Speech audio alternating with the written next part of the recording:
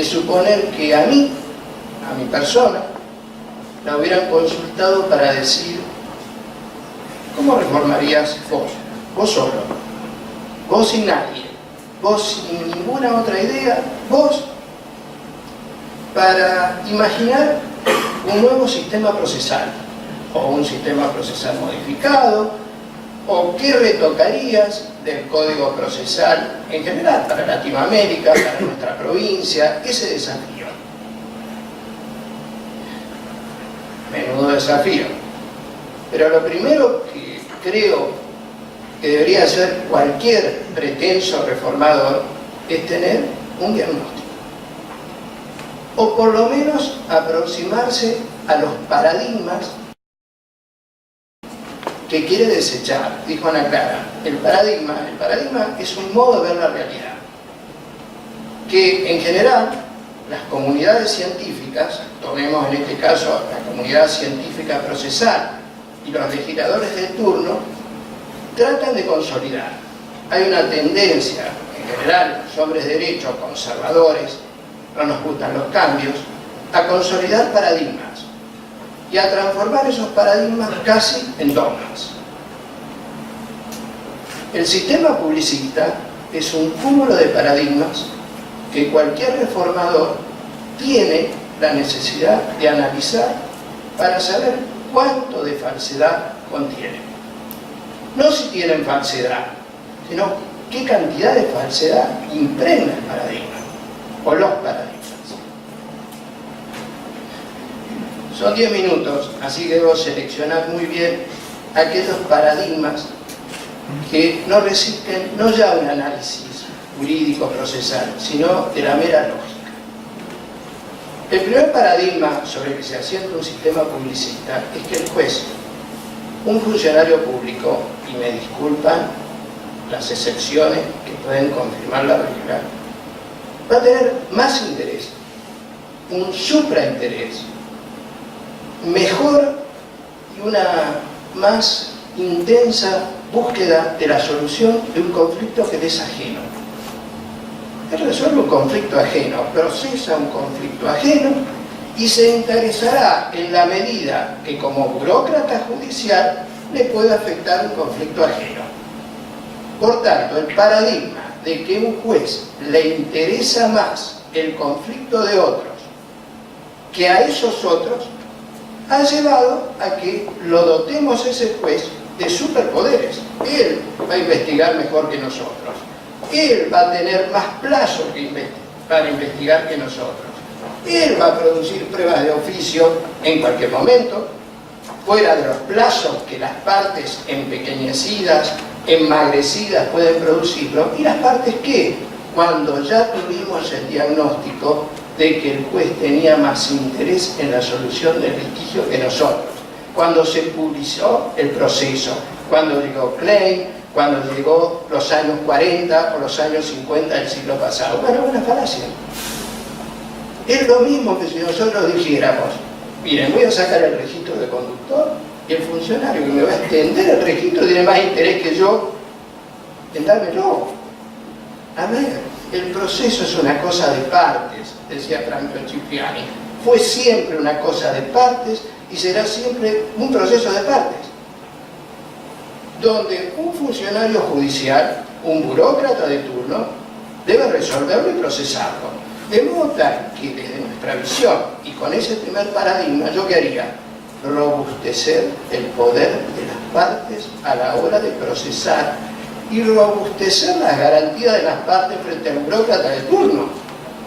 Porque si no me ubico en que el burócrata ejerce poder, y todavía lo más grave, el poder más potente que puede tener un burócrata, el poder de punir, el poder de privarnos de un bien de la vida, civil, penal, cualquiera, un bien de nuestra vida.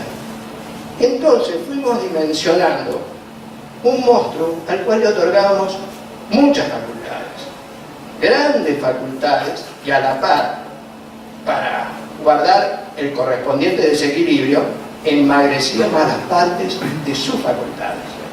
Por eso no es extraño que si nosotros queremos denunciar un hecho nuevo, no me entorpezcas el debate, solo hasta determinado momento. Pero como no te interesaba la verdad real, entre comillas, sí, pero introducir un hecho nuevo me desorganiza a mí, que soy el que dirige todo esto, entonces vamos a ponerlo hasta la apertura de la causa prueba y nada más. Negligencias probatorias. Mirá, yo te lleno de cargas a vos, ¿te entiendes? De cargas. Y por tanto, si no las cumplís rápidamente, yo te sanciono con negligencia de caducidad probatoria. ¿Vos la tenés? No. ¿Cómo? No, yo como juez. Yo, que soy el más interesado de todo, no, yo no tengo ninguna negligencia. Quieren que siga. Entonces, si sentamos un primer diagnóstico, es totalmente falso que un burócrata y que el Poder Judicial pueda tener más interés que los litigantes en la solución de su propio conflicto. Por tanto, se los confiscamos. ¿Qué hicimos con el proceso civil? Le confiscamos el conflicto a los litigantes. ¿Qué hizo el sistema penal inquisitivo? Le confiscó el conflicto a las víctimas, pero como era tan grave eso, como no existía análisis, que viniera un juez y se entendiera que el Estado era el principal afectado en el conflicto jurídico penal, se cayó. Ese paradigma no resistió, o resistió lo que podía resistir. Entonces, me preguntan a mí por qué un sistema acusatorio en lo penal y un sistema inquisitivo en lo civil. Porque en lo civil no muere la gente. Bueno, puede morir. En lo civil la gente no está privada de libertad. Y en lo penal no se puede hacer perfumería procesal. Un juez no puede tener teoría del caso, como la tiene en un proceso civil, porque nadie despacha prueba si no tiene una teoría propia del caso. Entonces, en un proceso penal, adversarial, acusatorio, las partes tienen teoría del caso. Las partes son los dueños del debate. El titular de la pretensión punitiva desiste de su pretensión punitiva y el juez dice amén. Las partes tienen amplias facultades probatorias. ¿Ustedes se imaginan un proceso penal limitar el número de testigos? ¿Ustedes se imaginan una negligencia probatoria en un proceso penal? ¿No poder denunciar un hecho nuevo que fuera dirimente para la solución del conflicto? Entonces, los procesalistas civiles, quizás viene de aquella época donde yo pensaba, sigo pensándolo, que uno de los graves problemas es no pensar unitariamente el derecho procesal. Y por tanto, el sistema acusatorio, adversarial, etcétera, es cosa de los procesalistas penales. Nosotros estamos un tanto ajenos a ellos, los legisladores están ajenos a eso. Pero yo invitaría a ese legislador de turno que está poniendo audiencias discontinuas, oralidad discontinua, lo invitaría a ese legislador de turno que vaya y lo plantee ante una comunidad de procesalistas y legisladores de cuño penal, procesal. Lo mirarían extrañamente y decían, ¿vos qué decís? No te entendí muy bien, siquiera no te llegué a entender lo que me estás diciendo. No, yo te digo que va a haber oralidad discontinua. ¿Y si se descompone el testigo? Bueno, pero no se va a descomponer. ¿Y si el perito no me viene? Sí, pero van a ocurrir esas cosas. No digo, porque ¿cómo sigue la oralidad el día que el testigo no vino? Yo sé cómo sigue la provincia de Santa Fe y me disculparán. Si se enferma hoy el testigo, la próxima audiencia me la dan para el 2021. Mejor que no enferme, ¿no? Porque yo voy con el hombre con la pierna amputada y le digo, ¿nos falla? No, se pasó para el 2021. Entonces, a nosotros, que llevamos un código que rige del año 1965, nos vienen a decir cómo funciona la oralidad discontinua. No, eso que se lo digan a otros, no lo que la venimos sufriendo desde hace décadas. Entonces, voy terminando. Los paradigmas que encierra un proceso publicista ni siquiera se armonizan con sí mismos.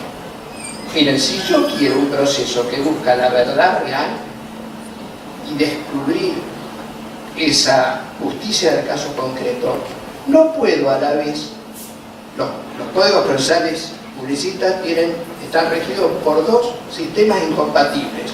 Uno, el proceso es el mal en sí mismo, el de Klein, por tanto hay caducidad, negligencia, plazos acumulados, todo lo que sea llegar a la sentencia como fuere, como decía Klein, si pudiera ser posible, en una sola audiencia, rápido. Y por otro lado, descubrir la verdad real. Entonces, como un paradigma ni siquiera es compatible con el otro paradigma, el choque es brutal. Por eso se explica que un juez, una vez en el sur, nos diga: yo amo la caducidad de instancia, pero como no le gusta la verdad real. ¿Cómo podía amar la caducidad de instancia? ¿Cómo puede amar las negligencias, con lo cual el proceso se transforma cada vez en menos conocido, las negligencias probatorias? ¿Cómo puede amar caducidades? ¿Cómo puede hablar compresión de cargas procesales? ¿Cómo puede gustarle que un demandado conteste la demanda, ofrezca prueba, comparezca en el término de 15 días? ¿Cómo puede empobrecer de ese modo el debate? ¿Cómo puede decir que le gusta la verdad real sobre un debate minúsculo, con partes, insisto, enmagrecidas? Entonces, termino con esto.